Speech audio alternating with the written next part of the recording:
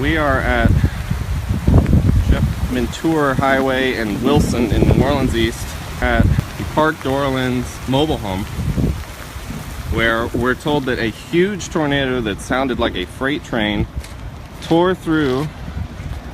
What did you see? What did you hear? I didn't see anything. I heard like a train sound. We've heard that sort of description a lot.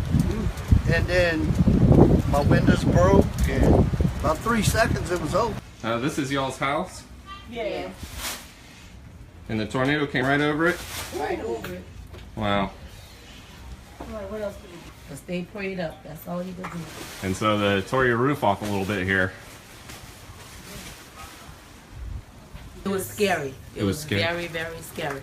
Yes. Right. It was scary. I thought I just died and came back to life, really. It was scary. It was really scary. I don't know what to do. She was inside of here. Your wife was inside. Yeah. Is she okay? She's in the hospital, but I think she's going to be all right. It's kind of shocking what a tornado would do to a travel trailer.